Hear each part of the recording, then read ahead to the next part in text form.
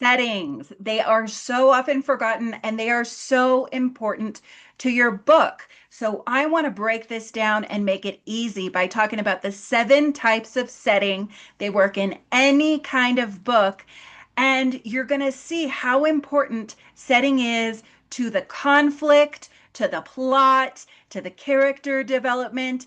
It's an integral part. And this really makes it easy because if you're not seriously thinking about your setting, you're just not writing the best novel you can write. So I want to get into the 7 types, and you're going to see how you can apply these to any kind of plot. And you'll also see how every single story you've ever watched or read uses more than one of these. So let's get into the first one, which is the treacherous mountain. The treacherous mountain is any setting where the character is forced to grow through a struggle. So think about war camps in the Iliad and how it turns the boys into men. Or think about professional sagas where you have a steep climb. You're put in your first job, Devil Wears Prada, Legally Blonde, any of the Harvard movies where people go to Harvard and struggle and find out who they really are.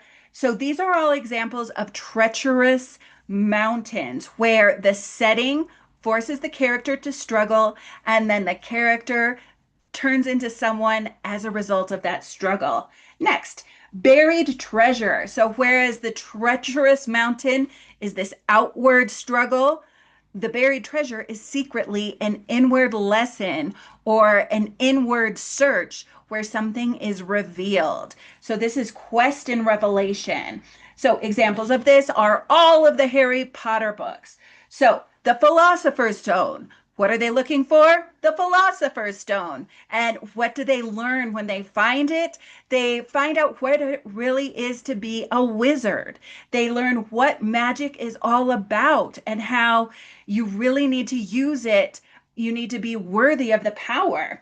Then, of course, in books 6 and 7, all through these books, there's tons of searches, but the Horcruxes and the Harrows, those are all about finding something and then learning really important lessons about life and death.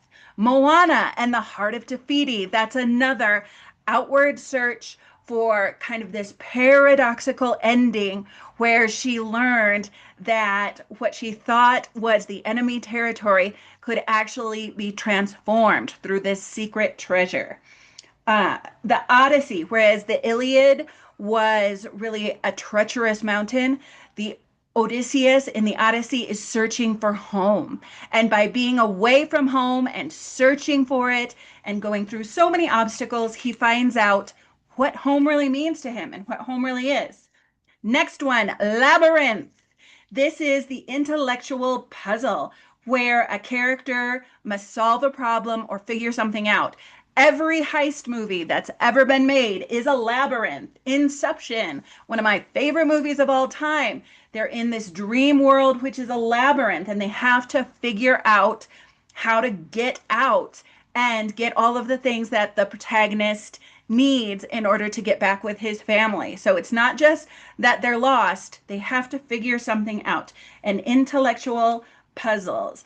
All mysteries and psychological thrillers have labyrinth aspects to them. So the housemaid, she's trapped in this weird room and she has to figure out what's going on with the family dynamic in order to master her situation. Let's go to the next one, which is the graveyard. The graveyard, ghosts represent something unresolved from the past. So a graveyard isn't just a horror book. It is also anything where there is something unsettling because of past pain or trauma or unresolved issues. So, for instance, in romance, let's start out with a romance graveyard. Sullivan's Crossing. This is a series of books by Robin Carr, and I saw it on Netflix recently. So, this is about Maggie Sullivan going back to the place she grew up, and she has to figure out her relationship with her father and all of these unresolved issues in order to become who she really is and fall in love. Other examples, ghost stories, of course, still ghost stories. Haunting of Hill House. That's all about the strange things that happen to people, and they have to figure out their psychological issues in order to escape Hill House. Girl Interrupted, Beloved by Toni Morrison. It's all about the ghosts of the past and forgiveness of the terrible things that happened both in other places outside of the house, things that happened during slave when the protagonist was enslaved, and then also Beloved herself and the killing of that child. So that is another example of a graveyard, unresolved issues from the past.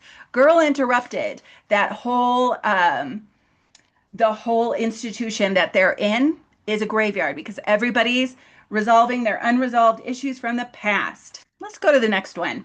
Sinking ship. So this is where there's a ticking clock and there's a dangerous emergency that will cause everybody harm. So all Dan Brown books have sinking ships. All of them happen within 24 hours, and they have to figure out some sort of mystery before some sort of bomb goes off. Basically, there are exceptions, but that's kind of what's going on in those books. Titanic, of course, they have to figure out what their life is all about before the ship sinks. Jurassic Park, they have to get out of Jurassic Park before the dinosaurs eat them. That's another example of sinking ship. Apollo 13, World War Z, and zombie movies. They have to get away from the zombies before the zombies eat them. Now, romance. I always want to cover romance because it really does apply to anything. All of the wedding movies. So, for instance, My Best Friend's Wedding, The Wedding Planner, The Maid of Honor, you know, Bride Wars, all of those, they have to figure out their authentic love before the wedding happens. So they have to figure out the conflict of the story before there's this ticking clock of the wedding date when everything is said and done and people are with their partners. So that's an example of sinking ship in romance. Next one, Enchanted Forest. So the enchanted forest is when you're venturing into the unknown. So, of course, this could be a professional unknown. This could be moving to a new city. This could be any fish out of water type of plot. Examples are an actual enchanted forest like Midsummer's Night's Dream, Shakespeare, the Alice stories, Through the Looking Glass, and Alice in Wonderland are when she goes into an enchanted place.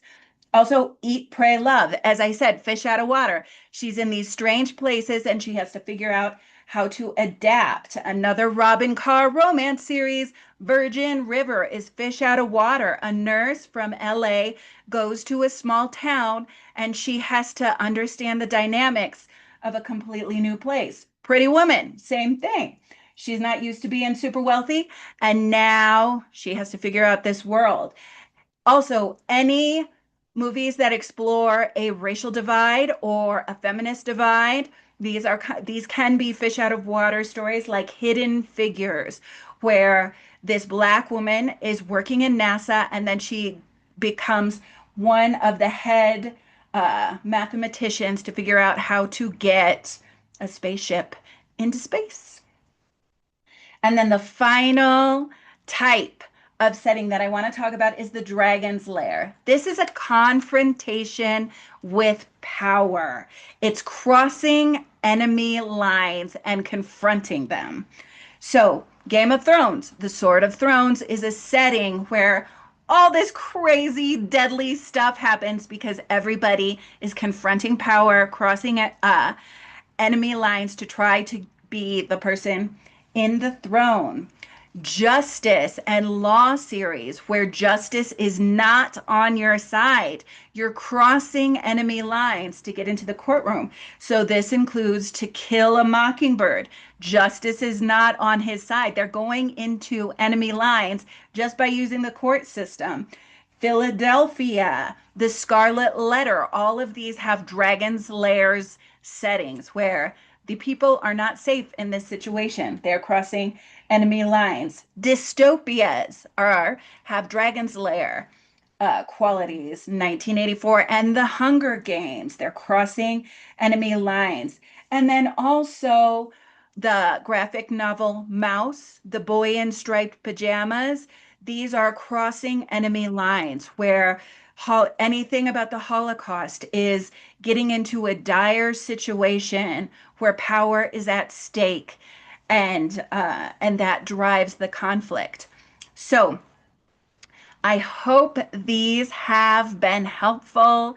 You can take any of these settings and you can see how a setting isn't just the travel or the place you are. It really does help shape the plot. So, right below, I have the outline your novel on one page. This is the best way to take a bird's eye view of your story. Just plug everything in and figure out how the story works.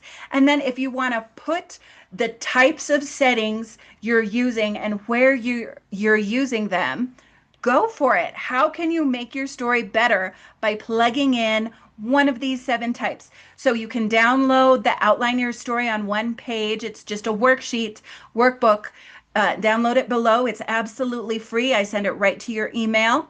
And get into this. Have fun with setting. And if you haven't considered it before, this is your chance to consider it. Cheers. Ciao for now.